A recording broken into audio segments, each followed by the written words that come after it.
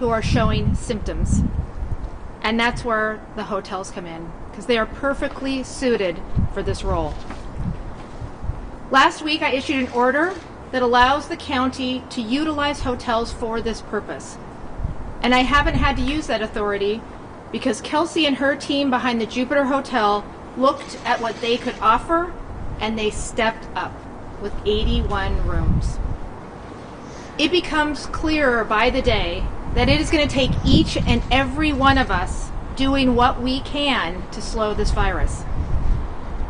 But to do it, and to do it right, we're going to need more people to step up. We need qualified medical staff, and we need compassionate people with experience in social services to sign up for volunteer shifts or for temporary paid full-time work. You can sign up at moltco.us. This crisis can and will be weathered only if people ask themselves what they can do to help. For most people, that means staying inside just as much as possible. But for others who are able, the answer might be signing up to be part of the essential work that will help everyone in our community maintain social distancing. The work ahead of us is long, but it has already started. And I'm asking those of you who can to help us keep it going. We can't do this work alone. Throughout my life, I've seen incredible things happen when people come together for a single purpose. This is one of those moments when together we can meet an extraordinary situation with an even more extraordinary response. The health and safety of our vulnerable neighbors and of our entire community depends on it. Thank you.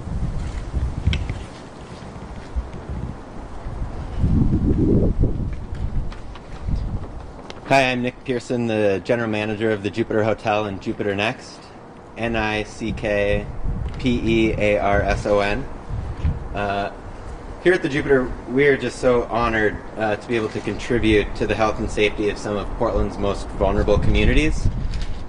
We started on East Burnside Street before it was the business hub that it is today, and community has always been at our core.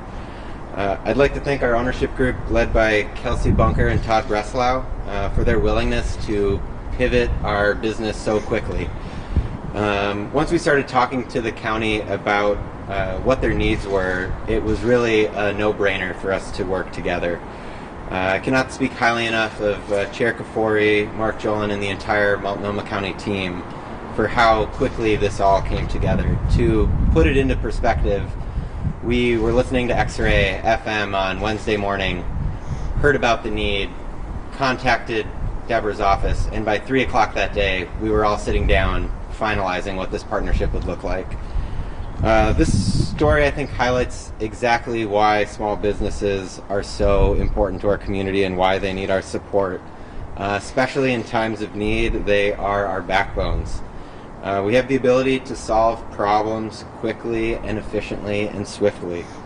The Jupiter Next is still open for business next door, and we are actively working to support and house our frontline medical staff who cannot return to their homes at this time.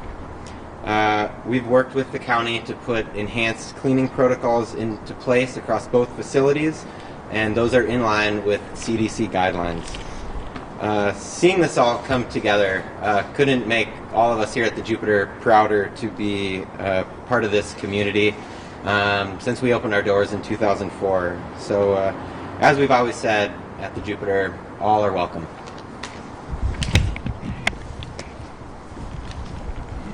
And I have with me Mark Jolin from the Joint Office and Dr. Paul Lewis from Multnomah County Health Department. So if people have questions, we're happy to take them.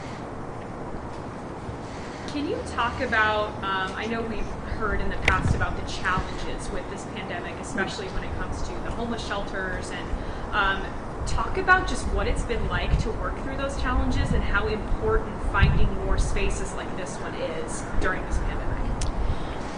Well, it's really important that we maintain social distancing, and if you don't have a place to call home, it makes it even harder. Our shelters play a really important role in our community, from keeping people off the streets and as having a safe place to sleep. But they need just that, a safe place to sleep. So by opening up additional shelters, we've been able to keep the same number of people in our shelters, but just making sure that they can live with those same social distancing requirements that everybody else is asked to do. And so the 81 beds here, is that the entire, is that all of the rooms? Is this the entire hotel? Is there anyone else staying? We have 81 rooms over here at the original Jupiter Hotel, and then across the street we have 67 additional rooms at the Jupiter Next, which are open for business as sort of regular hotel. Got it. And the ones here are specifically for folks who are in shelters who are showing symptoms or who are high risk, or both? Yes, both. People who have been currently staying in our shelters but needed to be spaced apart from others because they either had coughs or respiratory illness, or they were at a higher risk of getting infection. Is there a waiting list or a long list of folks who are wanting to be moved into these kind of spaces? And are you able to, is there too many? Or it seems like there's probably a good number of folks who are. So this facility is just opening, and we're in the process right now of working with all of our shelter providers to identify folks who are struggling with symptoms who it would be best to have in this kind of setting. So far, we have about 12 folks who are here, and it's a little bit of a soft rolling process. So it remains to be seen exactly how fast the space will fill. We're also anticipating that we'll eventually start working with folks who are experiencing homelessness who are at the hospital and need a place who are also symptomatic as they await the outcomes of their processes. So I fully expect we'll be able to fill the space. How quickly that will happen, I don't know. And we're already planning for the next expansion of this should it become clear that we need that. So did you say 12 people are already staying in this new space? Yeah. Can you talk about how these rooms, I mean, obviously you've got individual isolated rooms, and how ideal that is when somebody is showing symptoms? So I can start, and Dr. Lewis may have more to add, but as we spoke to our public health leadership, it was clear that we were looking for hotels that had externally facing exits. So like the ones you see here where you open the door and you're in open air space. Air circulation is extremely important. We obviously wanted a lot of ground floor access. We have a lot of folks who have mobility challenges, so that was important. And then we were looking for sites that were proximate to services and well situated in relationship to our other shelters, because there's a lot of transportation that has to happen to get folks to and from a space like this.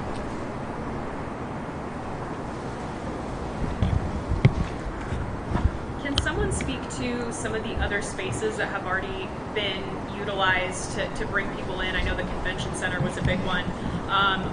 What do the numbers look like there? You know, is that starting to fill up? Talk about that. So the two that are operational right now, the two social distancing shelters that the chairman mentioned, one is the Charles Jordan shelter. It is now full at 120 individuals. That is folks who came from several different shelters into that space over the course of the last week. And today at the Oregon Convention Center shelter, which is also right now 120 beds, the last 20 people are moving in from one of our couple shelters. So as of today, both of those programs will be fully occupied. And we're working, as the chair said, towards providing additional social distancing shelters and continuing to accommodate. We have about 1,000 people, give or take, in congregate shelter on any given night, usually, and so we've been aiming to create enough space in all of those shelters. So it's several hundred beds that we have to relocate into these new environments. So of that 1,000, how many would you say have been successfully placed in other locations right now? So between those two, we have 240 people essentially who've moved, and we expect will be around 350 people who have moved into the social distancing shelters eventually. Are there any support services, or just kind of how are you checking in on folks who are staying here and staying in hotels to make sure that their symptoms are not getting worse? So Here we have a full complement of staff on site 24 hours. There's also a nurse on site who's doing the routine check-ins. And then the staff here have direct access to the county health department for additional support that they may need. In the social distancing shelters, similarly, we have a full complement of staff on site at all times. We have someone with medical expertise on site, and then a direct line of communication for any additional medical supports that someone may need who's there. And how long are you expecting, or I guess allowing folks to stay here? I know everything's kind of uncertain right now, but once folks start feeling better, are you trying to people out and transition people in? Yep. So there isn't a firm timeline, but this isn't intended to be a long-term stay. It really is the opportunity for folks to await the outcomes of their tests, and if they're feeling better, we'll move them back. So if they come from a shelter here, once they've recovered, we're able to move them back into the shelter that they came from. So it is a space that is focused on people's ability to manage their symptoms and hopefully recover quickly. Would you mind just spelling your name? I'm sorry, I'm Mark, M-A-R-C. My last name's Jolin, J-O-L-I-N. I know you guys have been focusing a lot on social distancing in shelters right now. I've also talked to some service providers that provide food and are really concerned about social distancing just in the lines and from outside. Is that something you're thinking about solving at all right now? So we've definitely heard that concern from our meal providers. Have been talking to them about what strategies they're trying to use, how we might support them in that process. It is challenging right now. Those are public sidewalks where people are gathering. Folks are definitely trying to message. Our outreach teams are trying to message generally about the importance of social distancing in public spaces, whether it's food lines or where people are sleeping at night. But that is definitely something that we're aware of and trying to talk through with them, and frankly trying to figure out if there are some things that are more concrete that we could do beyond just continuing to message to folks the importance of that. All right, thank you. We'll be around if you have other questions. Thanks for coming. Thank you, everyone. Really appreciate it. Yeah. All right.